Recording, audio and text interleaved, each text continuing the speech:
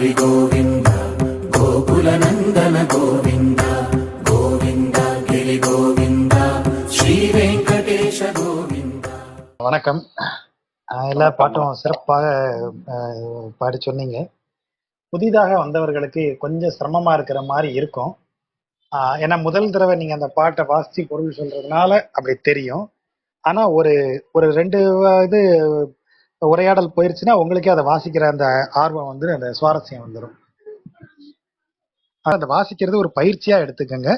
அதை வாசித்து நீங்களே அந்த பொருளை ஓரளவுக்கு ரெண்டு உரையாடலுக்கு பிறகு நீங்களே அதுல இருக்கிற முக்கியமான பொருட்களை எல்லாம் கண்டுபிடிச்சிருவீங்க. அந்த பயிற்சிக்காகத்தான் நம்ம இப்படி ஒரு வாசிப்பு முறையை வச்சிருக்கோம். நான் மட்டுமே பேசிட்டு இருந்தா சரியா இருக்காதுங்கிறதுனால. சரியா? இப்போ இதுல இந்த பாடல்கள் 10ஐயும் நீங்க எடுத்து பாத்தீங்கன்னு வைங்களேன், இதுல ஒரு சுவாரஸ்யம் இருக்கு. என்னன்னா, தாய் தன்னுடைய குழந்தையை அமுதுன்னு அழைக்கிறாள் இல்லையா? இங்க தாய்ங்கிறது யாரு? யசோதை.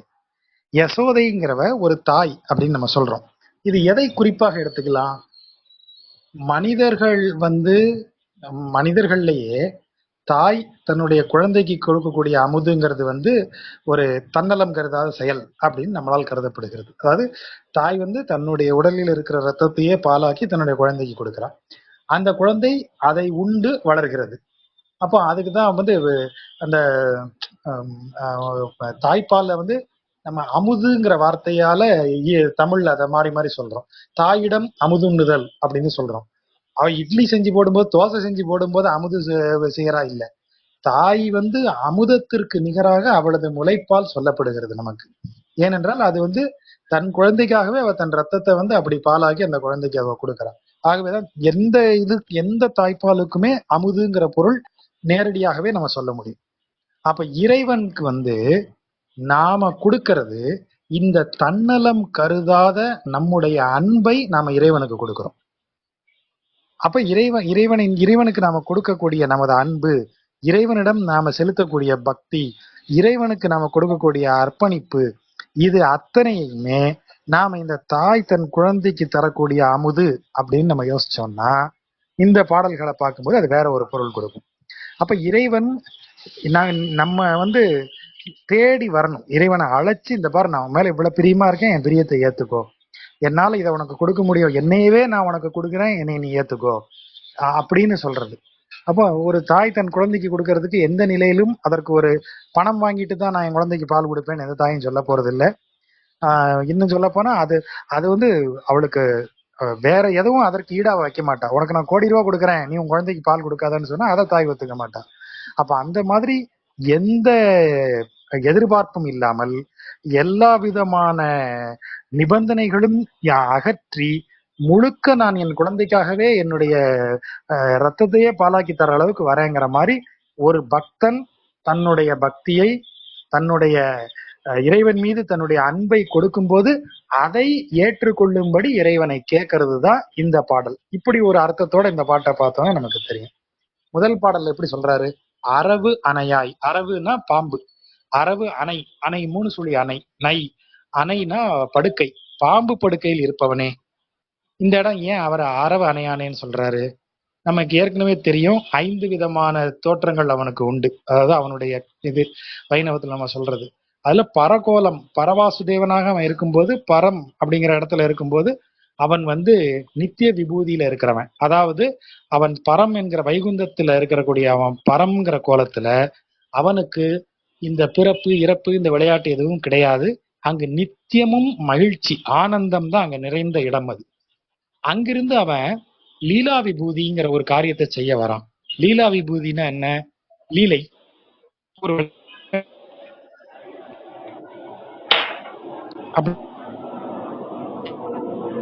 அப்போ அவனுடைய 2வது இது சொன்னோம் இல்லையா, அவனுடைய வியூக கோலம்ங்கிறது பார்க்கடலில் பள்ளி கொண்ட கோலம். பார்க்கடலில் ஆதிசேஷன் மீது அரிதுயில் கொண்டுதான் அவர் உலகை படைத்தும் அதை காத்தும் அதை ஒடுக்கி கொண்டும் தன்னுள் விழுங்கியும், அதான் உண்டும் உமிழ்ந்தும்னு சொல்றாரு இல்லையா.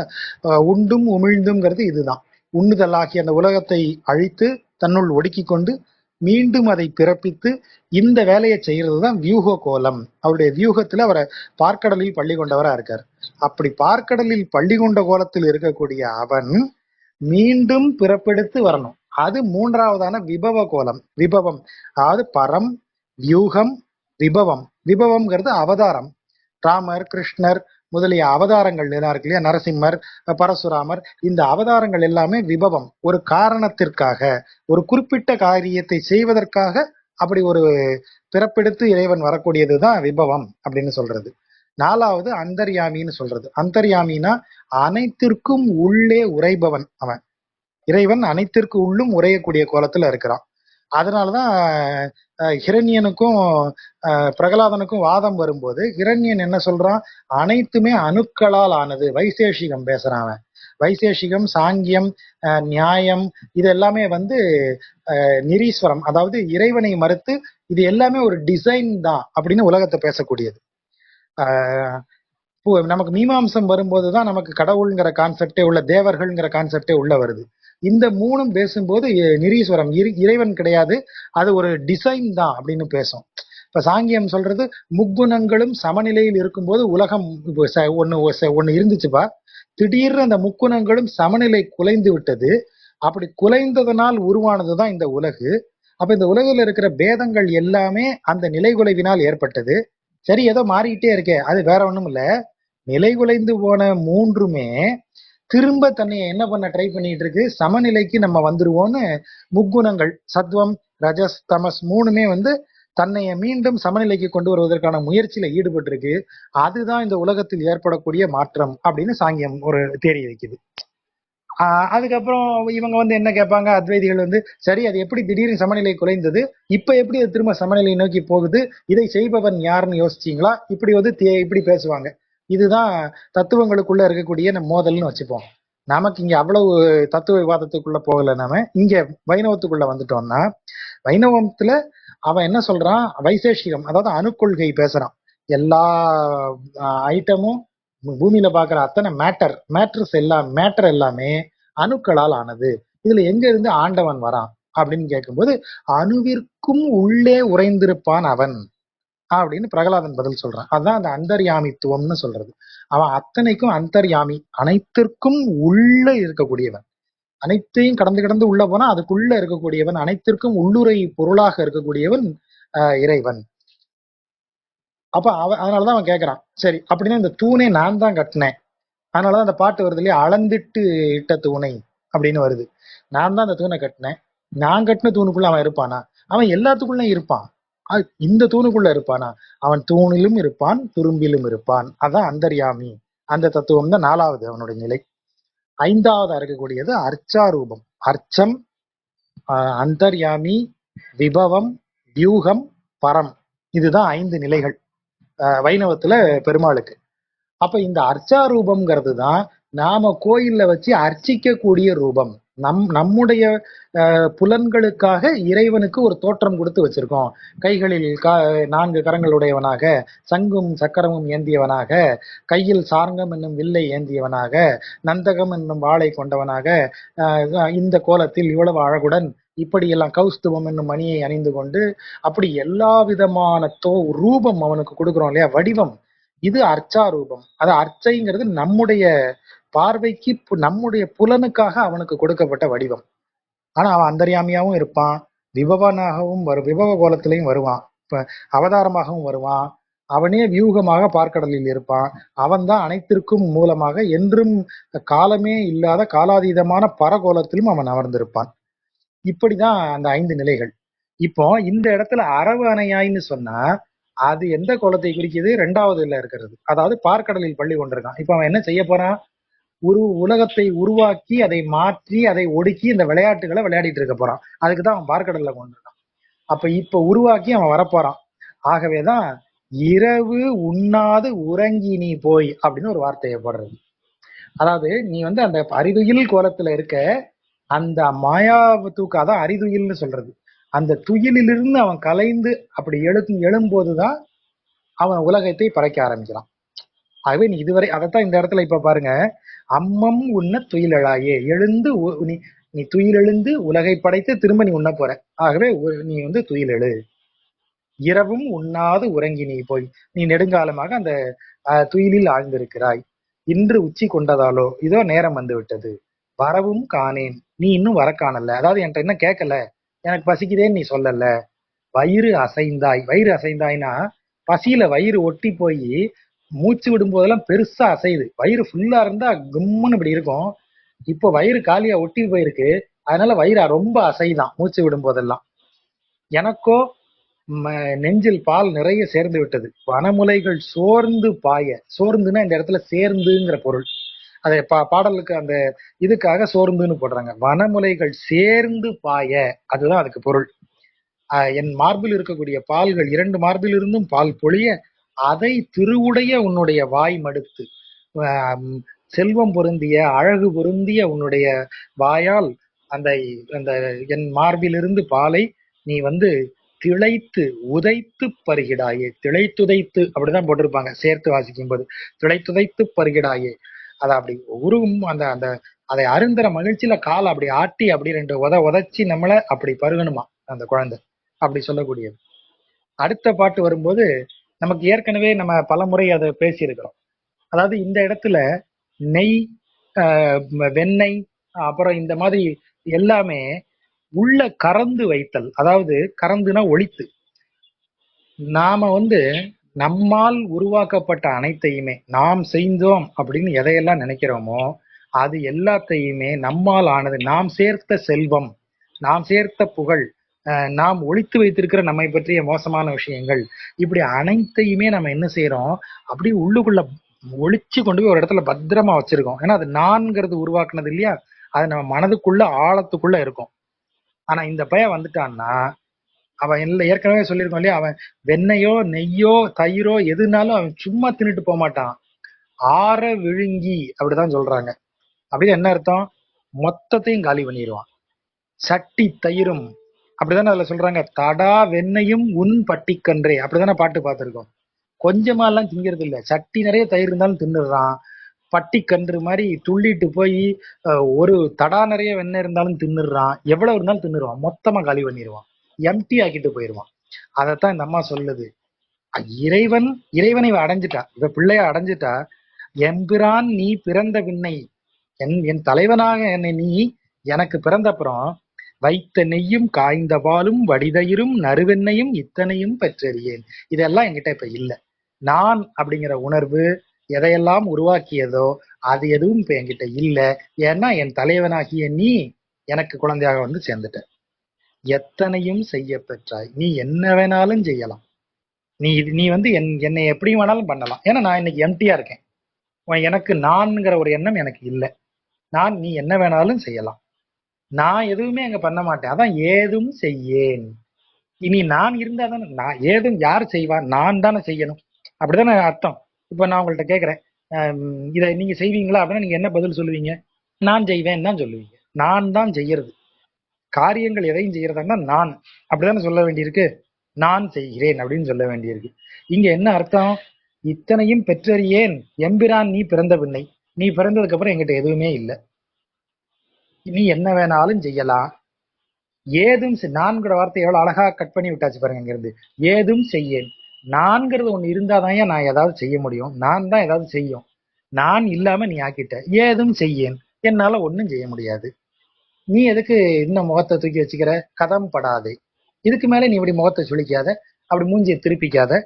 முத்தனைய முறுவல் செய்து, முத்து போல ஒரு புன்னகையோட மூக்குறிஞ்சி அப்படி இயல்பான ஒரு இதோட அப்படி மூக்கு உறிஞ்சி என்கிட்ட என் மார்பிலிருந்து மூக்குறிஞ்சி பால் உணாய். அதாவது பால் உண்ணும் போது அது நிறைய வரும்போதும் மூக்குல அப்படி ஏற்றிட்டு அப்படி மூக்கு உறிஞ்சி அப்படி அருந்தணுமா, அவ்வளவு பால் அருந்து நீ என்கிட்ட அப்படின்னு அந்த அம்மா சொல்றாங்க. அவனுடைய உள்பொருள் அதுதான். நீ என்னைய, எனக்குள்ள இருக்கக்கூடிய நான் என்பது உருவாக்கிய அனைத்தையும் நீ இல்லாமல் செய்து விட்டாய். அதற்கு மேலும் நீ என்ன வேணாலும் செய்யலாம். இனி நான் உன்னுடையவள், நான் ஒண்ணு எனக்கு இல்லை, இனி நான் செய்யறதுக்கு ஒண்ணுமே இல்லை. ஆகையால் நீ என்னிடம் இருக்கும் அன்பை ஏற்றுக்கொள் அப்படின்னு இறைவன்ட்ட வேண்டது. 3வது பாட்டு இன்னும் சுவாரஸ்யம். தத்தம் மக்கள் அழுது சென்றால் தாய்மாராவர் தரிக்ககிலார். அவன் வீட்டு குழந்தை அழுதுட்டு போனா அவன் அவங்க அம்மா அப்பா சும்மா இருப்பாங்களா? அதான் அவங்க அவங்க கேக்குறாங்க. இவன் கூட விளையாட போற பிள்ளையில இவன் ஏதாவது செஞ்சு வச்சிடறான்.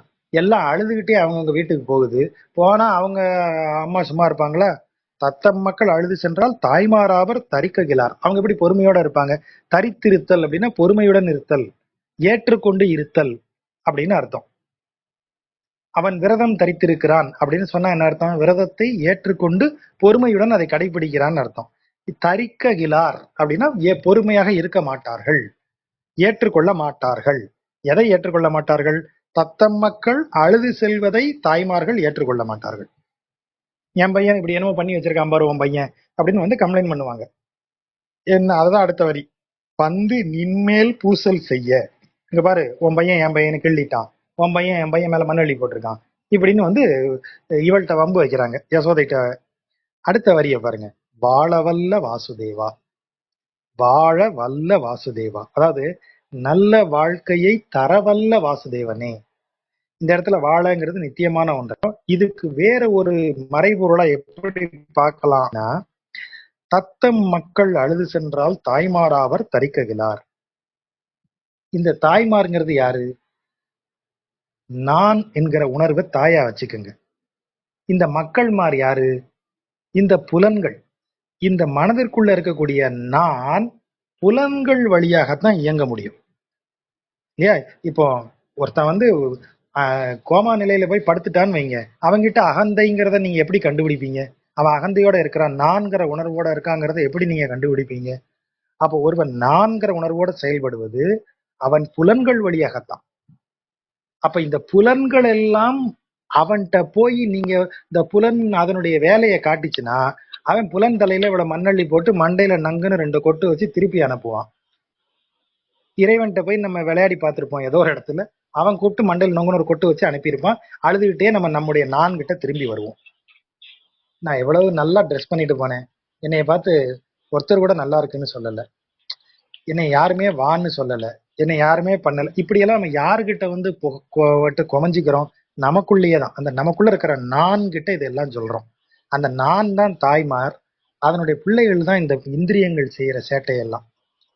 அப்படி எல்லாரும் வந்து அழுது சென்றால் அந்த இந்திரியங்கள் எல்லாம் வந்து திரும்பி வந்து சொல்லுதான், ஐயோ நான் புலனுக்கான வேலையை செய்யறதா இருந்தா இவன் கொஞ்சம் கூட மதிக்க மாட்டேங்கிறான், இவன் கண்டுக்கவே மாட்டேங்கிறான், இவனை ஒண்ணுமே பண்ண முடியல, புலன் இன்பங்கள் எதுவும் இவன்கிட்ட செல்லுபடி ஆகிறது இல்ல அப்படின்னு தாய்மார் வந்து அழுதா. தாய்மார் பொறுமையா இருக்க முடியல. உடனே என்ன செய்யறோம்?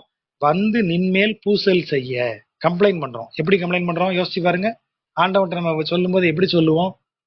எனக்கு மட்டும் ஏன் இவ்வளவு கஷ்டத்தை கொடுக்குற? அந்த நான் நான் இறைவன்கிட்ட போய் பூசல் வைக்கிறது இப்படித்தான் இருக்கும். எனக்கு மட்டும் ஏன் இவ்வளவு கஷ்டத்தை கொடுக்குற?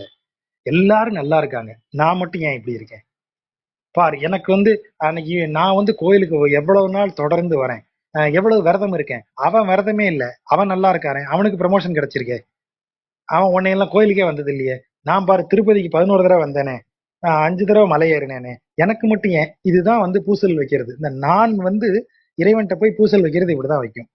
அது கேட்கறது பூரா புலனுக்கான இன்பங்களை கேட்குது. எனக்கு ஒரு கார் கொடு, எனக்கு ஒரு பங்களா கொடு, எனக்கு ஒரு பணம் கொடு, வசதி கொடுன்னு இறைவன்ட்ட நம்ம கேட்கறோம். அது பூரா புலன்களுக்கானது தானே. அதுக்கு கொடுக்காம அவன் அப்பப்போ நொட்டுன்னு மண்டையில ஒரு கொட்டு வச்சு அனுப்பி விடுவான். உடனே நம்ம ஈகோ வந்து இவங்க ஏன்னு அழுது இறைவன்கிட்டயே போய் இப்படிதான் கம்ப்ளைண்ட் பண்ணும், என்னை மட்டும் கை விட்டுட்டியே, என்னை மட்டும் இப்படி பண்ணிட்டியே, என்னைய மட்டும் சோதிக்கிறியே, மத்தவெல்லாம் நல்லா இருக்கானே. அதுதான் இந்த இடம். தத்தம் மக்கள் அழுது சென்றால் தாய்மாராவர் தரிக்ககில்லார், வந்து நின்மேல் பூசல் செய்ய. அங்கதான் இந்த வார்த்தை வருது, வாழவல்ல வாசுதேவா. வாசுதேவன் யாரு? நம்ம ஏற்கனவே சொன்னோம், பரம் அப்படிங்கக்கூடிய நித்திய விபூதி, என்றும் மகிழ்ச்சியில் இருக்கக்கூடிய இந்த பிறப்பு இறப்பு ஆகிய துக்கங்களிலிருந்து நம்மளை விடுவித்து கொண்டு போய் வைக்கக்கூடிய இடம் தான் பரம். அதுதான் பரமேட்டி அப்படின்னு அவனை சொல்றது. அந்த அந்த வார்த்தையை உள்ள போடுறாங்க பாருங்க, வாழவல்ல வாசுதேவா, இந்த இடத்திலிருந்து என்னை காப்பாற்றி நித்தியமான ஆனந்தத்தில் வாழ வைக்கக்கூடிய வாசுதேவனே அப்படின்னு அந்த வார்த்தையை போடுறாங்க. உந்தையார் உன் திறத்தர் அல்லர். இந்த வரி வரும்போது திரும்ப இந்த அவதாரத்துக்கான இடத்துக்கு வந்தது. உங்க அப்பாவுக்கு உன் பஞ்சாயத்தே அவருக்கு தெரியாது, அவரு ஊர் பஞ்சாயத்தை பார்க்க போயிட்டு இருக்காரு. உனக்கெல்லாம் அவர் வந்து நின்று பேச முடியாது. எல்லாரும் எங்கிட்ட தான் வந்து கம்ப்ளைண்ட் பண்றாங்க, உங்க அப்பாட்டே போய் கம்ப்ளைண்ட் பண்றாங்க. உந்தையார் உன் தந்தையார், அதான் உந்தையார், உன் தந்தை தான் உந்தை, என் தந்தைங்கிறது எந்தை. ஆக இங்க உந்தைங்கிறது உன் தந்தை. உன் தந்தை உன் திறத்தார் அல்லர். அவருக்கு உனக்கு உன் விஷயத்த பேசலாம் அவருக்கு நேரமே கிடையாது. உன்னையெல்லாம் அவர் கண்டுக்கிறதே இல்லை. சரி, நான் தானே ஏதாவது உன்னை சொல்லணும். அப்பா கண்டுக்கலனா உன்னை நான் ஒன்றும் உறப்ப மாட்டேன். உன்கிட்ட நான் எதுவும் கோச்சிக்க போறது இல்ல. நந்தகோபன் அணி சிறுவா, நந்தகோபனுக்கு அணி போல விளங்கக்கூடிய சிறுவனே, நான் சுரந்த முலைவுனாயே, என்னிடம் என் அன்பை பெற்றுக்கொள். இப்ப இந்த பாடனுடைய பொருள் சரியா இருக்கு இல்லையா? அடுத்த பாட்டு வரும்போது இது ஒரு ஒரு இந்த பாட்டுல இருக்கக்கூடிய நுட்பம் என்ன அப்படின்னா, கஞ்சன் தன்னால் புணர்க்கப்பட்டனா இந்த இடத்துல ஏற்பாடு செய்யப்பட்ட அப்படின்னு அர்த்தம். செட்டப், அப்படி ஒரு செட்டப் பண்ணப்பட்ட கள்ளச்சகடு. கள்ளச்சகடு தான். ஏன் அது நிஜமான சகடுன்னா வண்டி. அது கள்ளச்சகடுன்னு ஏன் சொல்றோம்? அது நிஜமான வண்டி இல்ல. அது ஒரு அரக்கன், ஒரு அசுரன் அந்த வண்டி வடிவில் வரான். ஆகவே அது வண்டி போல் தோற்றமளிக்கக்கூடிய வேறொன்று. ஆகவே அது கள்ளச்சகடு. அந்த கள்ளச்சகடு கலக்கு அழிய, கலக்குன்னு அந்த இடத்துல கட்டுமானம்ங்கிற அர்த்தம். அந்த வண்டியினுடைய கட்டுமானம் எல்லாம் நொறுங்கும்படி, அதனுடைய வண்டி கலகலத்து போச்சு அப்படின்னு சொல்றோம் இல்லையா? ஐயோ அங்க போயிட்டு வந்தோம்ப்பா, ரோடு ரொம்ப மோசம், வண்டியே கலகலத்து போச்சு அப்படின்னா என்ன அர்த்தம்? கலக்கு விட்டு போச்சு, அந்த வண்டியினுடைய கட்டுமானம் எல்லாம் லூஸ் ஆயிருச்சுன்னு அர்த்தம். அதான் இங்க கள்ளச்சகடு கலக்கு அழிய, அந்த வண்டியினுடைய கட்டுமானம் எல்லாம் அழிஞ்சு போகும்படி உன்னுடைய பஞ்சு போன்ற மென் பாதங்களால், பஞ்சியன்ன மெல்லடியால், பஞ்சு போன்ற மெல்லடியால் பாய்ந்த போதுன்னா காலால உதைத்த போது. இந்த இடத்துல காலால் பாய்ந்தான் அப்படின்னா காலால உதைத்தான் அர்த்தம். பஞ்சியன்ன மெல்லடியால் பாய்ந்த போது உன்னைய கொல்வதற்காக கம்சன் ஏற்பாடு செய்த அந்த கள்ளத்தனமான வண்டியை நீ அதன் கட்டுமானங்கள் எல்லாம் இடிந்து நொறுங்கும்படியாக உன்னுடைய பஞ்சு போன்ற மென் பாதங்களால தான் நீ உதைச்ச. ஆனா எனக்கு எப்படி இருந்தது? பஞ்சியன்ன மெல்லடியால் பாய்ந்த போது அந்த மென்னடிகள் நொந்திடும் என்று அஞ்சினேன் கான். எனக்கு அதாவது நீ இந்த உலகத்தை எல்லாம் படைத்து உன்னுடைய பாதங்களால் நீ எதையும் செய்ய வல்லவன். நீ எல்லாத்தையும் இடிச்சு தள்ளி உனக்கு எதிரிகளாக வருபவர்களை ஒன்றுமில்லாமலாக்கி நீ பெருங்காரியங்களை செய்யக்கூடியவனா இருக்கலாம். ஆனா எனக்கு அது தெரியாது. உன் பாதங்களுக்கு எதுவும் ஆயிடக்கூடாதுன்னு நினைச்சிட்டு இருந்தேன். நான் அவ்வளவு எளியவன். அதுதான் இந்த இடத்துல அவ சொல்றது. எனக்கு வேற ஒண்ணும் தெரியாதுப்பா. நீ செய்யக்கூடிய காரியங்களினுடைய பிரம்மாண்டம் என்னன்னு எனக்கு தெரியாது. ஆனா உனக்கு அதுல அடிபட்டுற கூடாதா, உன் காலுக்கு எதுவும் ஆயிருக்க கூடாதேன்னு எனக்கு ஒரு பயம் இருந்துச்சு. அவ்வளவுதான் நானு. அமரர் கோவே, தேவர்களுக்கெல்லாம் தலைவனே, ஆயர் கூட்டத்து அளவு அன்று ஆலோ அப்படிங்கிறது விகுதிங்க. இந்த ஓ விகுதி வருது. அளவு அன்று. அவ என்ன சொல்றா? நீ இப்படி செய்த இந்த இடம் தான். அது இந்த உன் பிரம்மாண்டத்துக்கு முன்னாடி நான் சின்ன ஆளுன்னு சொல்றோம் இல்லையா? அதுக்கான பொருளே இந்த ஆயர் கூட்டத்து அளவு அன்றோங்கிற இடத்துலதான் நம்ம சொல்லணும். அதாவது ஆயர் கூட்டத்துக்கு அளவு அன்று ஆலோ. எப்பா நீ செய்யற இந்த வேலையெல்லாம் இந்த ஆயர் கூட்டத்துக்கு ரொம்ப ஓவர் இல்லையா? இந்த ஆயர் கூட்டம் இதையெல்லாம் தாங்குமா? அதுதான் அளவு அன்று அலோ. ஆயர் கூட்டத்துக்கு இதெல்லாம், இந்த அளவு எல்லாம் தேவையா? நீ பிறந்து இப்படி கம்சன் அனுப்பக்கூடிய அசுரர்களை எல்லாம் அழிக்கிற அளவுக்கு உன்னுடைய வீர செயல்களும் உன்னுடைய இவ்வளவு விஷயத்தையும் ஆயர் கூட்டத்துக்கு நடுவுல செஞ்சனா ஆயர் கூட்டம் அதை தாங்குமா? அதுதான் இந்த இடத்துல பொருள். அப்படின்னா என்ன அர்த்தம்?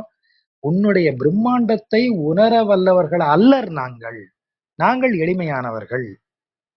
நீ கஞ்சனை உன் வஞ்சனையால் வலைப்படுத்தாய். நீ கம்சனை உன்னுடைய ஐடியாவால நீ எல்லாத்தையும் பண்ணிடுவ. அந்த நம்பிக்கையில நாங்க இருக்கோம். ஆகவே முலைவுனாயே, எங்கள் அன்பை பெற்றுக்கொள். அதாவது உன்னுடைய பிரம்மாண்டத்தை புரிந்து கொண்டு உன்னுடைய பிரம்மாண்டத்தின் அளவிற்கு எங்களது மனதையும் விரிவுபடுத்தி கொண்டு அறிவை கொண்டு உன்னை வரக்கூடிய ஆட்கள் இல்லை.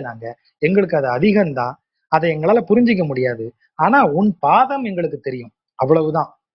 அதனால அதை நாங்க வணங்குறோம், எப்போதும் வணங்குகிறோம். நீ நீ கம்சனை சரி பண்ணிப்ப, அது ஓம்பாடு. நீ என்ன வேணாலும் பண்ணுவேன், எல்லாமே பண்ணக்கூடியவன். நாங்க உன்னை வணங்குகிறோம், எங்கள் அன்பை பெற்றுக்கொள் அப்படின்னு சொல்றேன். அந்த சரணாகதியினுடைய ஒரு பகுதி. சரணாகதியை பொறுத்த வரைக்கும் எனக்கு இறைவன் எவ்வளவு பெரியவன்கிறதெல்லாம் நான் யோசிச்சுக்கிட்டே இருக்க போறது இல்லை. அவன் பெரியவன் எனக்கு தெரிஞ்சு போச்சு. எனக்கு தெரிஞ்சதெல்லாம் என் அன்பை அவன்கிட்ட காமிச்சிடணும், அவ்வளவுதான். அப்படி சிம்பிள் ஆக்கிக்கிறாங்க. அதுதான் இதுல இருக்கிற சுவாரஸ்யம். நீ கம்சனை வென்றுருவ. கம்சன் அவன் அவ்வளவு பெரிய வல்லமை பொருந்தியவன், உன்னை அழிக்கிறதுக்கு என்னெல்லாமோ பிளான் பண்றான். ஆனா இது அத்தனையும் நீ எங்களுக்கு நடுவுல உட்காந்துருக்க, நாங்களும் சேர்ந்து அதை தாங்கணும், எங்க லெவலுக்கு இதெல்லாம் தாங்க முடியுமா? ஆனா நீ அவனை சரி பண்ணிடுவ, அது எங்களுக்கு தெரியும். அதான் அடுத்த வரி. முன்னாடி அவ பயப்படுறா, அஞ்சினேன் கான்னு சொல்றா. அடுத்த வரியில என்ன சொல்றா? கஞ்சனை உன் வஞ்சனையால் வலைப்படுத்தாய். அவனை நீ உன்னுடைய வலையில மாட்டிடுவ, உன் பிடியில அவனை சிக்க வச்சிருவ, எனக்கு தெரியுங்கிறான். அஞ்சரவதான் இந்த நம்பிக்கையோடையும் இருக்கா. அப்ப அச்சம் எதை குறித்து? இறைவனின் இதை குறித்து. அந்த இடத்துல அந்த அச்சம்ங்கிறது இறைவன் மீது உள்ள பிரியம். அவன் காலுக்கு ஒண்ணும் ஆகாது, நமக்கு தெரியும். இருந்தாலும் ஐயோ குழந்தை காலாச்சு, இதாயிரும், பிஞ்சு போல் அப்படியே பஞ்சா இருக்கே, அதுதான் இறைவன் மீது நாம் செலுத்தக்கூடிய அன்பு. இறைவனின் பிரம்மாண்டம் பெருசாக பெருசாக நீ பயப்பட வேண்டியதில்லை, நீ உன் அன்பை அவனுக்கு கொடுத்தால் போதும். அதுதான் இந்த பாடல்களினுடைய உள்பொருள். தீய புந்தி கஞ்சன் உன்மேல் சினமுடையன். இந்த புந்திங்கிறது புத்திங்கிறதுக்கு வரக்கூடியது. இந்த 5 கரத்தனை பாட்டு நீங்க சொல்லி பாருங்க. 5 கரத்தனை அனைமுகத்தனை இந்தி நிலம்பரை போலுமைத்தனை நந்தி மகந்தனை ஞான கொழுந்தினை புந்தியில் வைத்தடி போட்டு. புந்தினா புத்தி, புத்தியினுடைய உணர்வு. புந்தியில் வைத்தடி புத்தியில வச்சிருக்கேன். அப்ப தீய புந்தி கஞ்சன், அதாவது தீய புத்தி உடைய கம்சன் உன்மேல் சினமுடையன், உன் மேல கோபம் உள்ளவன், சோர்வு பார்த்து, அதாவது நீ கொஞ்சம் கவனக்குறைவா இருக்கிற நேரம் பார்த்து, நீ கொஞ்சம் அசால்ட்டா இருக்கிற, கொஞ்சம் கேர்லெஸ்ஸா இருக்கிற டைம் பார்த்து, மாயந்தன்னால் வலைப்படுக்கில், அவனுடைய மாயத்தில் உன்னை சிக்க வைத்தால். இப்ப யோசிச்சு பாருங்க, இந்த தீய புத்தி கம்சன் யாரு? அவன் மாயத்துல சிக்க வைப்பானா? அவன் அழிச்சிருவான்னு சொல்லல, அந்த வரியை கவனிங்க. மாயத்தினால் வலைப்படுக்கில், மாயத்திற்குள் சிக்க வைத்தால். இப்ப அவங்க எதை சொல்றாங்க? இந்த உலகில் இருக்கக்கூடிய புலன்கள் உருவாக்கக்கூடிய அந்த மோசமான விஷயம் கர்மம், புலன்கள் உருவாக்கக்கூடிய கர்ம வினையை இந்த இடத்துல சொல்றாங்க. அதுதான் தீய புத்தி கம்சன். யாரு? நமக்குள்ள இருக்கக்கூடிய அந்த நான் உருவாக்குற அகந்தை இருக்கே, இந்த அகந்தை தான் தீய புத்தி கம்சன். அவன் இறைவன் மேல் சினமுடையவனா இருக்கான். சோர்வு பார்த்து, நான் ஒரு நேரம் லேசா சோர்வா இருந்தேன்னா அவன் என்ன செய்வான்? மாயத்தை காட்டி அந்த மாயத்தின் வழியாக என்னைய வலையில சிக்க வச்சுட்டான்னா, வாழகில்லேன் வாசுதேவா, அந்த வார்த்தையை பாருங்க. வாசுதேவன் யாரு? பரம்ல இருக்கிறவன், அவன் பரரூபம். அவன் பிறப்போ இறப்போ இல்லாத நித்தியம் ஆனந்தமயமாக இருக்கக்கூடிய வைகுந்தத்துல இருக்கிறவனுக்கு பேர் தான் வாசுதேவன், பரவாசுதேவன் அவன்.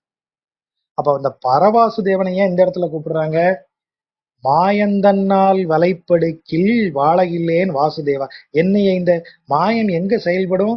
தோற்றம் மாற்றம் ஒடுக்கம் இருக்கக்கூடிய லீலா விபூதிக்குள் செயல்படுவதுதான் மாயை. நித்திய விபூதியாகிய வைகுந்தத்தில் இறைவனுக்கு கீழே இருக்கும்போது அங்கு மாயைக்கு வேலையே கிடையாது.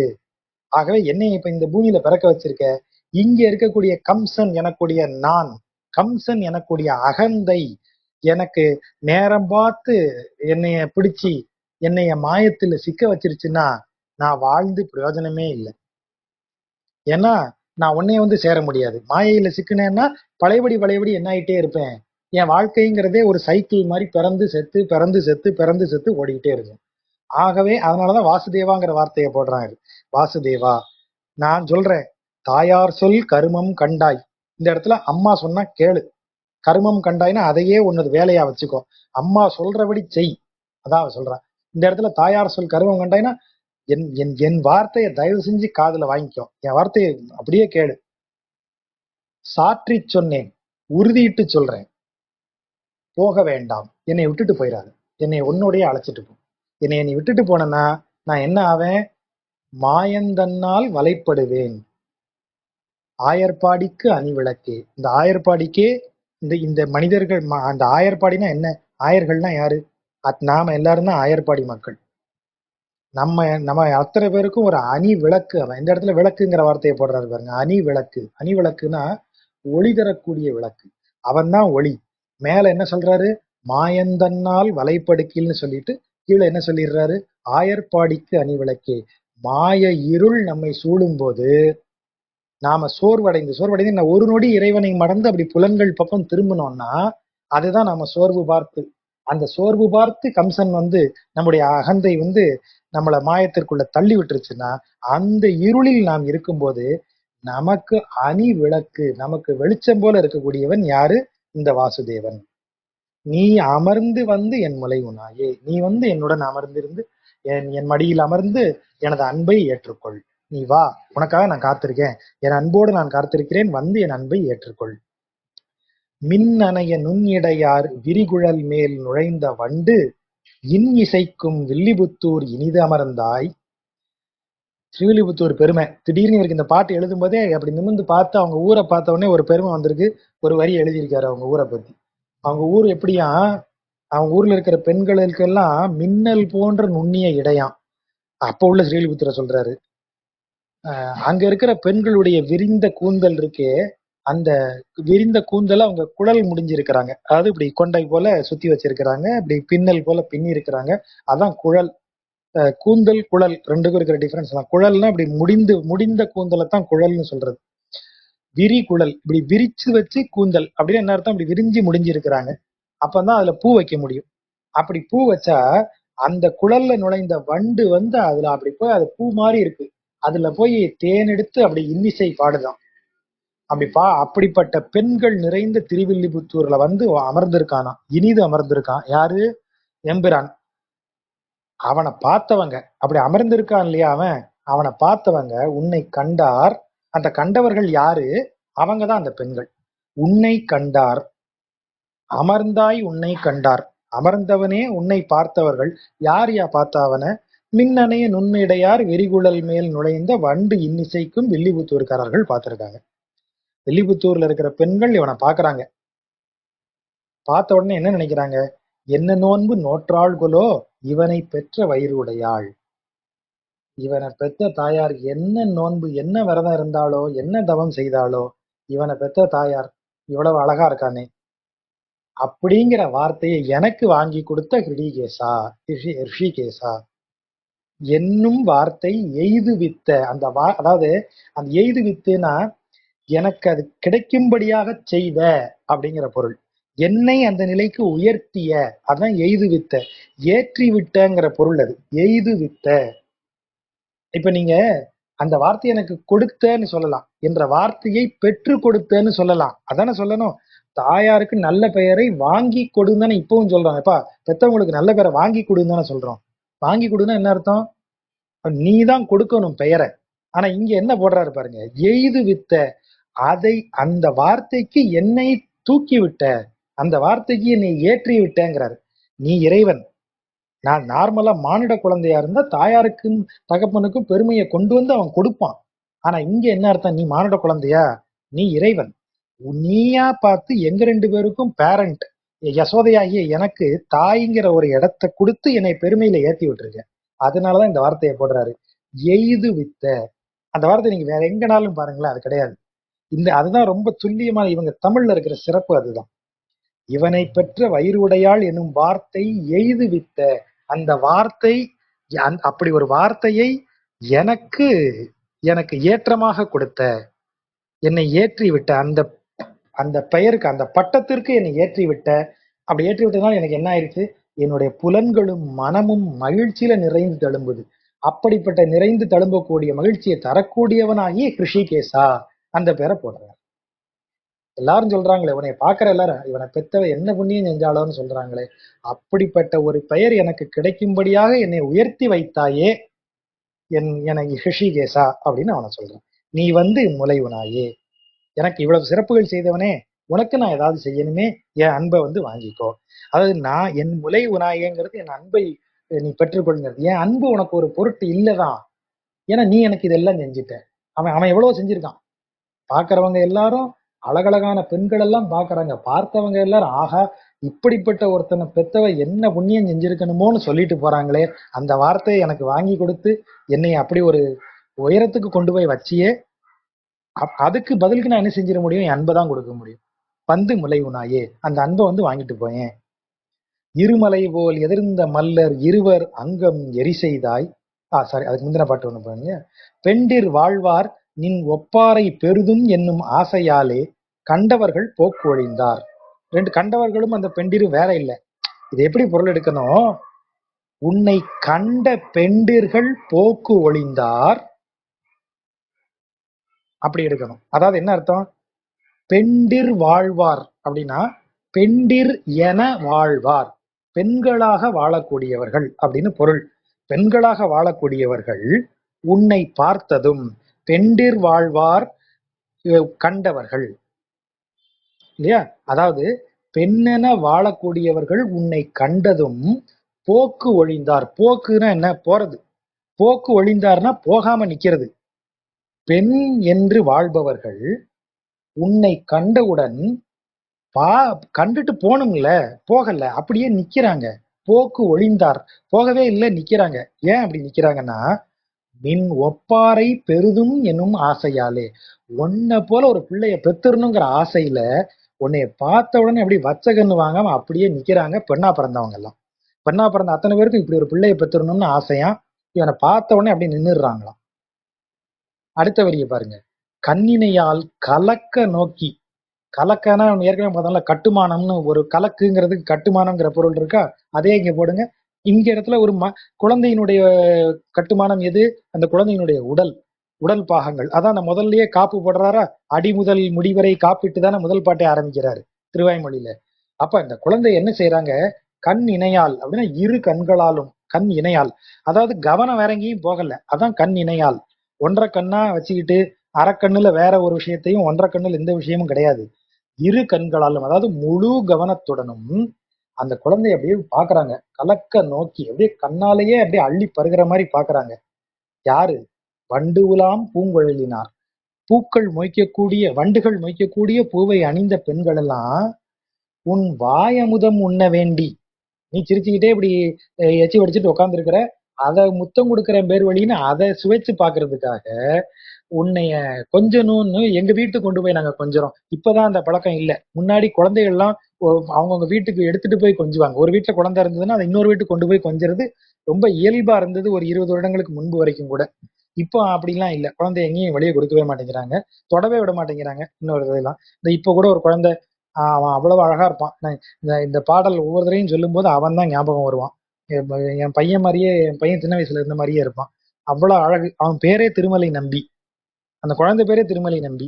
நான் அவனை ஒவ்வொரு தடவையும் நம்பி நம்பின்னு கூப்பிடும்போது இதை தான் நினைச்சிருந்தேன். ஆனா என்னன்னா அவனை தொடர்ந்து அவங்க வீட்டுல இருக்கிறவங்களுக்கு ஒரு சின்ன சங்கடத்தை கொடுக்குது. எனக்கு அவனை அள்ளி கொஞ்சணும்னு ஆசையா இருக்கும். அவன் ஓடி வருவான். ஆனா அப்படி ஒரு இது. அதனால குழந்தைங்க கொண்டு போய் கொஞ்சறது அந்த காலத்துல நிறைய சகஜமான விஷயம். அதனால அதைத்தான் இவங்க சொல்றாரு. வண்டு உலாம் பூங்குழலினார் உன் வாயமுதம் உண்ண வேண்டி கொண்டு போவான் வந்து நின்றார். கோவிந்தா நீ முலை உனா. எங்க பாருங்க, கோவிந்தாங்கிற பேர் ஏற்கனவே பார்த்திருக்கோமா? கோவிந்தனுக்கு என்ன பொருள்? பசுக்களை காப்பவன். கோவிந்தன், கோபாலன். இந்த இடத்துல கோவிந்தனா பசுக்களை காத்து உய்விப்பவன். அப்ப இந்த இடத்துல யாரு பசுக்கள்? பெண்டிர் யாரு? அந்த வார்த்தையை தெளிவா சொல்றாரு பாருங்க. பெண்டிர் வாழ்வார் அப்படின்னா என்ன அர்த்தம்? பெண்டிர்னு சொல்ல வேண்டியதானே. அது என்ன? பெண்டிர் வாழ்வார், பெண்களை போல் வாழக்கூடியவர்கள், பெண்களாக வாழக்கூடியவர்கள். அப்படியே அப்படி சொல்றாரு. பெண்டிர் நின் ஒப்பாரை பெரிதும் எனும் ஆசையாலே அப்படின்னு எழுதியிருக்கலாம். கண்ட பெண்டிர் நின் ஒப்பாரை பெரிதும் எனும் ஆசையாலேன்னு எழுதியிருக்கலாம். அது என்ன வார்த்தை? அது பெண்டிர் என வாழ்வார்னு ஒரு வார்த்தையை போடுறாரு. பெண்கள் என வாழ்பவர்கள். யாரு பெண்கள் என வாழ்பவர்கள்? இந்த உலகத்துல இருக்கிற அத்தனை ஜீவாத்மாக்களுமே பெண்கள் என வாழ்பவர்கள் தான். நீங்க ஆண்களா அங்க இருக்கலாம், பெண்களாக அங்க இருக்கலாம், எதுவாக இருந்தாலும் சரி, நீங்க அவன் ஒருவனே புருஷன், அவன் ஒருவன், அவன் ஒருவன் தானே திரும்ப திரும்ப இவ பஞ்சு டைலாக் ஆண்டாள் சொல்லிக்கிட்டே இருக்கா. தனி ஒருவன், அவன் ஒருவன், அப்படித்தானே சொல்லிக்கிட்டே இருக்கா. அப்ப அந்த ஒருவனாகிய புருஷன் அவன் மட்டும்தான். ஆகவேதான் இங்க பெண்டிர் என வாழ்வார். இப்ப நாம அவனை நினைச்சு வணங்குறோம்னா அவனை வணங்குற நொடியில நாம பெண்டிர் என வாழ்பவர்கள் தான். நாம ஆயர்பாடியில் இருக்கக்கூடிய பெண்கள் தான், ஆய்ச்சியர் தான் நாம. ஆகவேதான் அந்த வார்த்தையை அவர் சொல்றாரு. பெண்டிர் வாழ்வார் நின் ஒப்பாரை பெரிதும் எனும் ஆசையாலே. உன்னை போல பிள்ளைய பெறணும், உன்னைய பெறணும் அப்படின்னு நினைச்சு ஒவ்வொருத்தரும் நிக்கிறாங்க இந்த உலகத்துல. அவங்க எங்கேயும் போக்கு ஒழிந்தார், வேற எங்கேயும் அவங்க போகல. உன்னை சரணடைந்தவர்கள், உன்னை கண்டவர்கள் வேற எங்கேயும் போக மாட்டாங்க. அதான் அந்த வார்த்தை. பெண்டிர் வாழ்வார் நின் ஒப்பாரை பெரிதும் எனும் ஆசையாலே கண்டவர்கள் போக்கு ஒழிந்த. உன்னை கண்டவன் அங்கேயே நின்றுவான். நம்ம ஏற்கனவே பார்த்திருக்கோமே, வில்லிதாசன் கதையை பார்த்திருக்கோமே. அந்த பொன்னாச்சியினுடைய கண்களின் அழகுல மயங்கிதான் நான் அவளுக்கு இப்படி இருக்கேன்னு ராமானுஜர்கிட்ட அந்த மல்லன் சொல்றான். இவளை விட அழகான கண்ணை நீ பார்த்தா என்ன செய்வ? பார்த்தா அந்த கண்ணுக்கு நான் அடிமையாயிருவேங்கிறான். அப்படி ஒரு கண்ணே இருக்க முடியாது, இவளை விட அழகா யார் இருக்க முடியும் அப்படிங்கிற. சரி வா அப்படின்னு ராமானுஜர் கூட்டு போய் ஸ்ரீரங்கம் சன்னதியில பெருமாள் முன்னாடி கொண்டு போய் நிறுத்துறாரு. பெருமாளுடைய கண்களை பாக்குறான். அந்த நொடியே அவன் பெருமாளுக்கு அடிமையாயிட்டான். உறங்காவில்லிதாசன் என்ற பெயரோட ராமானுஜருக்கு சிஷ்யரா பலகாலம் அவர் இருந்தார். அவன் அதுதான் இங்க கண்டவர்கள் போக்கு ஒழிந்தார். அவனை பார்த்தாச்சா வேற எங்கேயும் போகவே முடியாது. அவனை கண்டவர்கள் வேற எங்கேயும் போக முடியாது, அவங்ககிட்டயே தான் நிக்கணும். அதுதான் அந்த வார்த்தைக்கு அர்த்தம். அப்படி நிக்கிறவங்க யாரு? பெண்டிர் என வாழ்வார். அந்த வார்த்தைகளை நல்லா கவனிங்க. பெண்டிர் வாழ்வார் நின் ஒப்பாரை பெரிதும் எனும் ஆசையாலே. அடுத்த பாட்டு இருமலை போல் எதிர்ந்த மல்லர். இந்த இலக்கிய முகாமுக்கு இந்த பாட்டை எடுத்திருந்தேன். இருமலை போர் எதிர்ந்த மல்லர் இருவர் அங்கம் எரி செய்தாய் உன் திருமலிந்து திகழும் ஆர்வு தேக்க வந்து என் அல்குல் ஏறி ஒரு முலையை வாய்மடுத்து ஒரு முலையை நெருடிக்கொண்டு இருமுலையும் முறைமுறையாய் ஏங்கி ஏங்கி இருந்து உனாயே. என் அன்பை அப்படி எடுத்துக்கோ, என்னை அப்படி முழுசுமா எடுத்துக்கோ. எப்படி என்கிட்ட அவ்வளவு அன்பு ஊறுது உன் மேல. அந்த அன்பை நீ எப்படி எடுத்துக்கணும்?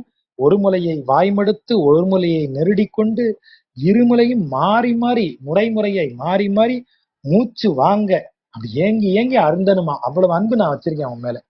நீ எப்பேற்பட்டவன்? மலை போல வந்த இரு மல்லர்களை ஒண்ணுமில்லாம ஆக்கினவன். இருவர் அங்கம் எரி செய்தாய். உன்னுடைய மார்பு திருமலிந்து திகழும் மார்பு. உன்னுடைய மார்பு அழகிய மார்பு. அந்த அழகிய மார்பு என்ன அர்த்தம்? மார்பு தேக்க வந்து உன் மார்பு நிறைய நெஞ்சு அடைக்கிற மாதிரி நீ பால் அருந்தணும் என்கிட்ட அப்படின்னு அந்த தாய் சொல்றா, யசோதை சொல்றா. அந்த நெஞ்சு காலியாவா இருக்கு? அதான் அந்த அந்த இடத்தினுடைய நுட்பம். அவன் இறைவன் அனைத்தும் நிரம்ப பெற்றவன் இல்லையா? அவன் பூரணன், பரிபூரணன் அப்படின்னு இறைவனை சொல்றோம். இறைவனுக்கு நாம கொடுக்கணும்னு எதுவுமே கிடையாது. ஏதாவது குறை இருந்தா தானே கொடுக்க. அவன் எல்லாமே நிறையாக உள்ளவன். அவனுக்கு கொடுப்பதற்கு அவன் குறைகளே அவன்கிட்ட கிடையாது. அவன் எல்லா விதங்களையும் அவன் நிறைவு உள்ளவன். அப்போ அவன் பசியில மார்பு தேக்க அப்படின்னா அவன் காலியாக இருக்கிறங்கிற அர்த்தம் வந்துருமே. அப்ப என்ன போடணும்? திருமலிந்து திகழும் மார்பு. உன்னுடைய நெஞ்சில திரு இருக்கா? ரெண்டு பொருள். அழகிய மார்பு, உன்னுடைய அழகு பொருந்திய மார்பு நிறையும் மட்டும். அதான் மார்பு தேக்க, மார்புல தேங்கி நிக்கிற அளவுக்கு நெஞ்சு வரைக்கும் அப்படி நீ பால் அருந்து அப்படின்னு சொல்றது ஒரு பொருள். இன்னொரு பொருள் என்ன? திருமலிந்து திகழும் அனைத்து வளங்களும் நிரம்ப பெற்ற மார்பு உடையவனே, உனக்கு நான் கொடுத்து நிறைய போறதில்ல, ஆனா கொடுக்கணுங்கிற ஆசை என்னுடையது. ஆகவே நீ ஏற்கனவே அனைத்து வளங்களும் பெற்று விளங்கும் உன் மார்பு நிறையும்படி நீ என்னிடத்தில் பாலை அருந்து அப்படின்னு அவன்கிட்ட கேட்டுக்கிறது. அது இறைவன் அனைத்தும் உடையவன். அவன் நம்மள்ட்ட எதிர்பார்க்கல. ஆனா நம்ம அன்பு காரணமா நம்ம அவன்கிட்ட அப்படி அவனுக்கு கொடுக்க முயற்சி பண்றோம். அதான் நம்ம ஏற்கனவே சொல்லிட்டோம் இல்லையா? நீ எவ்வளவு பிரம்மாண்டமானவனாவும் இரு, நான் உனக்கு ஒரு பிரசன்ட் பண்றேன். நீ பெரிய கோடீஸ்வரன், நீ அம்பானி அதானியை விட பெரிய பணக்காரனா இருந்துட்டு போ, எனக்கு உனக்கு இதை கொடுக்கணும்னு ஆசையா இருக்கு, உனக்கு கொடுக்குறேன், வாங்கிக்கோ, அவ்வளவுதான். உன்கிட்ட இதெல்லாம் இருக்குமே, உனக்கு இதெல்லாம் ஒரு விஷயமே இல்லையே, உனக்கு இதை மாதிரி எத்தனையோ இருக்குமே அப்படிங்கிற கவலை எல்லாம் பட்டுக்கிட்டு இருக்கிறதுக்கு எனக்கு முடியாது. அவ்வளவுலாம் என்னால யோசிக்க முடியாது. நீ எவ்வளவு பெரிய ஆளாவும் இருந்துட்டு போப்பா, என் அன்புக்கு நான் இதை கொடுக்குறேன், வாங்கிக்கோ, அவ்வளவுதான். நீ பெரும் மல்லர்கள் இருவரையுமே ஒண்ணும் இல்லாம ஆக்கணுமே. மல்லர்கள் யாரு? நல்லா கவனிச்சீங்கன்னா தெரியும். இருமலை போல் எதிர்ந்த மல்லர் இருவர் அங்கம் எரி செய்தாய். உன்னை எதிர்த்தவர்களை நீ ஒண்ணுமில்லாம ஆக்கக்கூடியவன். அவர்கள் அங்கம் எரி செய்தாய். அவர்கள் உடம்பு ஒண்ணுமில்லாம போகும்படி செய்ய முடிஞ்சவன் நீ. அதே நேரம் எல்லா விதமான திருத்திகளும் மார்புடையவன். நீ என் மடியில ஏறி என்னுடைய அன்பை நீ ஏற்றுக்கொள்வாயாக. ரெண்டுமே மார்புதான். ஒரு மார்புல அவன் நல்லா கவனிச்சு பாருங்க, மல்லர்கள் இருவரையும் அவன் மற்போர் செய்து கொள்றான். இங்க அவனுடைய மார்பு நிறைய என்னுடைய அன்பை ஏற்றுக்கொள்ளுகிறான். அப்ப என்ன அர்த்தம்? நீ ஏற்றுக்கிறதுக்கு என்கிட்ட அன்பு இருக்கு. அன்பு இல்லாதவர்கள் உன் எதிர்க்க வந்தா நீ அங்கம் எரி செய்வாய், அவர்கள் ஒண்ணும் இல்லாம ஆக்குவாய், அவ்வளவுதான். அடுத்த பாட்டு அங்கமல போதகத்தில். இது இது கொஞ்சம் கவனிச்சு சொல்ல வேண்டிய தமிழ் படுத்தல். அம் கமல போது அகத்தில். அம் அப்படின்னா அழகிய, கமலம்னா தாமரை, போது அப்படின்னா விரிந்த, அப்படி விரிஞ்சிக்கிட்டு இருக்கிற தாமரை, விரிய போகிற தாமரை. அதான் நம்ம ஏற்கனவே சொன்னோம் இல்லையா, மொட்டு போது அந்த மாதிரி அந்த பருவம். ஒரு மலர் மொட்டாக இருந்து மலர் அலர், அதுக்கு அடுத்து அலர், அது வாடி போகிற வரைக்கும் இருக்கக்கூடிய ஒவ்வொரு ஸ்டேஜுக்கும் நமக்கு ஒரு பேர் உண்டு. அதுலதான் இந்த போது அப்படின்னா மலர்ந்தும் மலராத. ஏன் அந்த அந்த பாட்டு நமக்கு கண்ணதாசன் அதை பிரமாதமா எழுதியிருப்பாரு. மலர்ந்தும் மலராத பாதி மலர் போல. அந்த மலர்ந்தும் மலராத பாதி மலருக்குத்தான் போது அப்படின்னு பேர் தமிழ்ல. கமல போது, கமலம்னா தாமரை. தாமரை மலர்ந்தும் மலராமலும் இருக்கக்கூடிய ஒரு ஸ்டேஜ்ல, அத மாதிரி அழகிய தாமரை மலர்ந்தும் மலராம இருக்கும்போது அகத்தில், கமல போது அகத்தில், மலர்ந்தும் மலராத தாமரையினுடைய உள்ள அணிகொள் முத்தம் சிந்தினார் போல், ரொம்ப நம்ம அழகிய ஒளி படைத்த முத்துக்களை சிந்தினது போல உன்னுடைய செங்கமல முகம் வியர்ப்ப, உன்னுடைய சிவந்த தாமரை போன்ற முகம் வியர்க்க. அவன் முகத்துல, அவன் முகம் தாமரை, அதுல இருந்து வரக்கூடிய வியர்வை எல்லாம் முத்து போல இருக்கான். தீமை செய்து இம்முற்றத்தோடே, இம்முற்றத்தோட நீ எல்லா, இந்த முற்றம் முற்றம்ங்கிற வார்த்தை அடிக்கடி பயன்படுத்துறாங்களா? எது முற்றம்? நம்முடைய மனமே நம்முடைய முற்றம். இல் புகுந்து அப்படின்னா என்ன அர்த்தம்? என்னுடைய மனதிற்கு உள்ளே புகுந்து. முற்றம் என் மனதில், என் மனதிற்கு மேல. முற்றம்னா என்ன? வெளியில இருக்கிற வீட்டிற்கு இதுல வாசலுக்கும் வீட்டுக்கும் நடுவுல இருக்கிற இடம் இல்லையா? அப்ப நம்ம சாதாரணமாக பார்க்கக்கூடிய, எல்லோரும் பார்க்கக்கூடிய இடம் தான் முற்றம். அந்த முற்றத்துல அவன் என்ன செய்யறான்? தீமை செய்யறான், சேட்டை செய்யறான். ஆனா வீட்டுக்கு உள்ள புகுந்து என்ன செய்யறான்? எல்லாத்தையும் காலி பண்ணிட்டு போயிடுறான். அப்ப வெளியில பார்க்க அவன் தீம்பு செய்யற மாதிரி இருக்கும், வெளியில் பார்க்க அவன் அவன் ஏதோ ஒரு சேட்டை பண்ற மாதிரி இருக்கும். ஆனா நிஜத்துல அவன் நமக்கு அருள் செய்யறான். அப்ப இறைவன் சோதிக்கிற மாதிரி இருக்கிறது தான் இந்த தீமை செய்து முற்றத்தில் ஆடுதல். அதான் அந்த தீமை செய்து இம்முற்றத்தூடேங்கிற வார்த்தை. அந்த அந்த அடிக்கடி வரக்கூடிய சொற்களை நம்ம மனசுல ஞாபகம் வச்சுக்கணும். இல் புகுந்து, அப்புறம் இந்த முற்றத்தூடே, அப்புறம் இந்த உரியில் இருக்கக்கூடிய வெண்ணெய் தயிர், இந்த பொருளோடையே நம்ம அதை எங்கெல்லாம் வருதோ அங்கெல்லாம் கவனிச்சு பார்த்தோம்னா தெரியும். தீமை செய்து இம்முற்றத்தூடே அங்கமெல்லாம் புழுதியாக அலைய வேண்டா. இப்படியெல்லாம் நீ எனக்கு சோதனைகளை கொடுத்துட்டு, எனக்கு சோதனையை கொடுக்கறதுக்காக நீயும் இவ்வளவு சங்கடப்பட்டுக்கிட்டுலாம் இருக்காத. அதான் அவன் சிம்பிளா சொல்றான். அங்கமெல்லாம் புழுதியாக அலைய வேண்டா. எதுக்கு உனக்கு அங்கமெல்லாம் புழுதி ஆகுது? தீமை செய்து இம்முற்றத்தோட, எனக்கு என் மனசுல எனக்கு இவ்வளவு சங்கடத்தை கொடுக்கணும்னு நீ இதெல்லாம் செய்யறையா, சோதனைகள் எல்லாம் செய்யறையா? அது செய்யும் போது எப்படி இருக்கு தெரியுமா? உன்னை பார்த்தா உன் செங்கமல முகம் வியர்க்குது. அப்படி வியர்ப்பது எப்படி இருக்கு? அம்கமல போது அகத்தில், மலர்ந்தும் மலராத தாமரை மலருக்குள்ள முத்துக்களை போட்ட மாதிரி வேர்த்து போயிருக்கு உனக்கு. இதெல்லாம் உனக்கு வேணுமா? அம்ம, இந்த இடத்துல சொல்ற வார்த்தையை பாருங்க. அம்மனா அனைத்திற்கும் ஆதி மூலமே, என்னை பெற்றவனே, என் மூலமே, நீதான் எல்லாம் எனக்கு தெரியும். அன்னைக்கு நீதான் விம்ம அங்கு அமரர்க்கு அமுதளித்து, அமரர்கள் தேவர்களுக்கு நிறையும்படியாக அவர்களுக்கு விம்ம அப்படின்னு விம்மி போற அளவிற்கு, நிறைந்து வழியும் அளவிற்கு தேவர்களுக்கு அமுது அளித்த தேவர்களின் தலைவனே, நீ என்னிடம் அமுதை வாங்கிக்கோ. அதான் நம்ம சொன்னோம் இல்லையா, இவன் தேவர்களுக்கே அமுதை கொடுத்தவன், இவன் எங்கிட்ட பால் இருந்துவானா? ஆனா நான் கூப்பிடுறேன், நீ எப்பேற்பட்டவன்? நீ தேவர்களுக்கே அமுதை கொடுத்தவன். எல்லாருக்கும் மேல மேல பார்த்தா நீ சோதனை செய்யற மாதிரி இருக்கும், ஆனா உள்ளுக்குள்ள நீ நல்லது செய்யறவன். அதான் அந்த வார்த்தை. தீமை செய்து இம்முற்றத்தோட அவனுக்கு வேர்க்கும். ஆனா அவன் என்ன செய்யறான்? அவன் தீமையினுடைய விளைவு என்னவாக இருக்கும்? விம்ம அமுது அளிக்கக்கூடியதா இருக்கும். அந்த அந்த வார்த்தை, அந்த அந்த இடம் தெரியுதா? அவன் மேலாப்புல பார்த்தா அவன் புழுதியில அலையற மாதிரியும், மூஞ்சி முகரையெல்லாம் வேர்த்து அழுக்கோடாம இருக்கிற மாதிரியும், தீமை செய்து நமக்கு ரொம்ப குறும்புகளா நம்ம ரொம்ப கடுமையா சோதனை செய்யற மாதிரியும் இருக்கும். ஆனால் அவன் என்ன செய்யறான்? விம்ம அமரர்க்கு அமுது அளித்த, அவன்தான் அமுதத்தை நமக்கு தரக்கூடியவன். இந்த சோதனைகளின் போதெல்லாம் அவனை விடாமல் நாம தியானித்திருந்தால், இந்த சோதனைகளின் போதெல்லாம் நாம் அவனை அவன் மேல எந்த இதுவும் இல்லாம பக்தியில் குறைவில்லாமல் இருந்தோமானால், அவன்தான் நமக்கு விம்ம அமுது தரப்போகிற இறைவன். அதனாலதான் அந்த ரெண்டையும் அந்த இடத்துல மேட்ச் பண்றாரு. அங்கமல போதகத்தில் அணிகொள் முத்தம் சிந்தினார் போல் செங்கமல முகம் வியர்ப்ப தீமை செய்து இம்முற்றத்தூடே அங்கமெல்லாம் புழுதியாக அலைய வேண்டா அம்ம இம்ம அங்கு அமரர்க்கு அமுதளித்த அமரர் கோவே முலை உணாயே.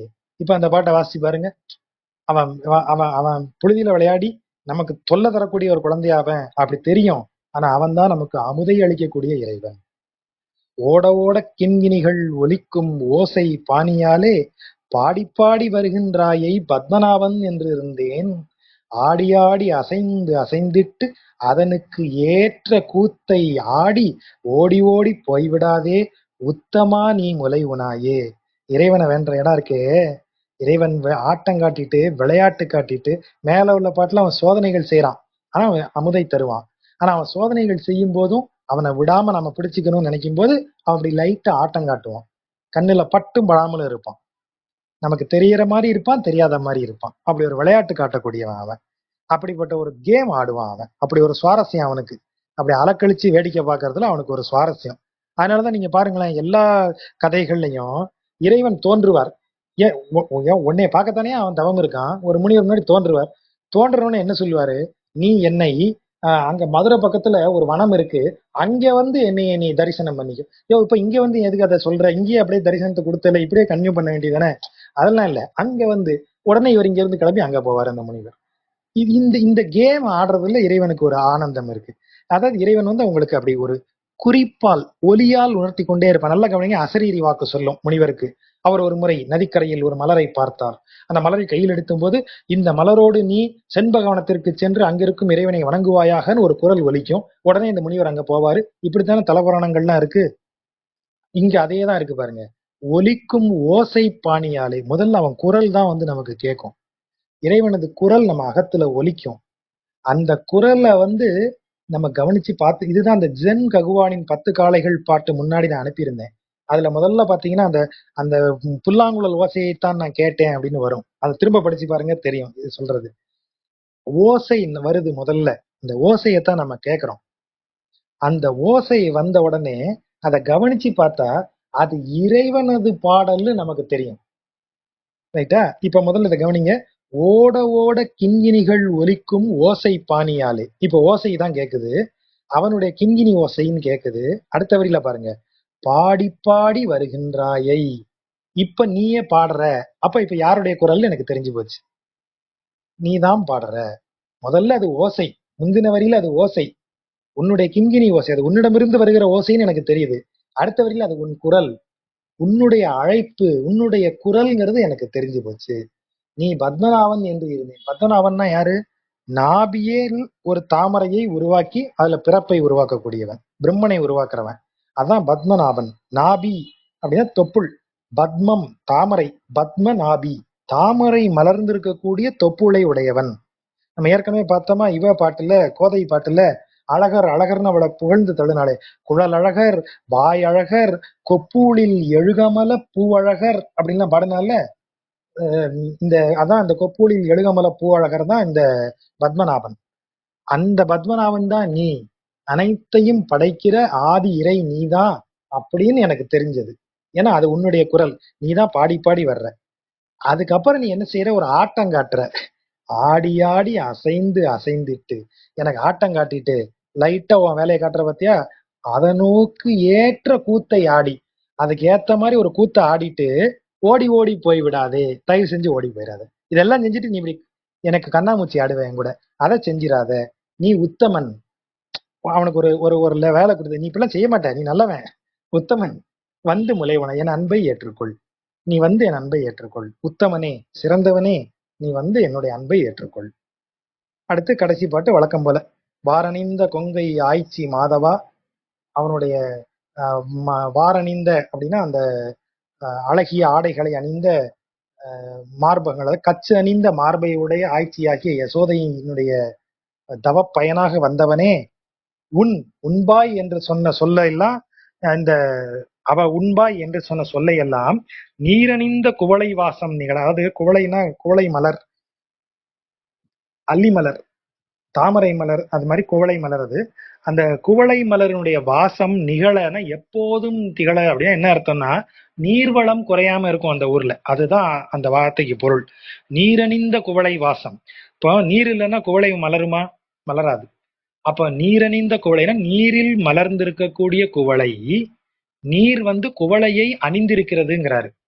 அதாவது ஒரு இடத்துல குளம் இருந்தா குளத்துக்கு அழகு அதுல குவளை பூத்து இருக்கணும். அது குளத்துக்கு அணிகலன் போல இருக்கும். அதனாலதான் நீர் அணிந்த குவளை.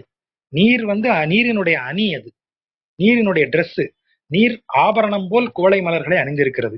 நீரணிந்த குவளை வாசம், அந்த வாசம் எப்போதும் திகழக்கூடிய அதாவது எப்போதும் நீர்வளம் குன்றாதன்னு அர்த்தம்.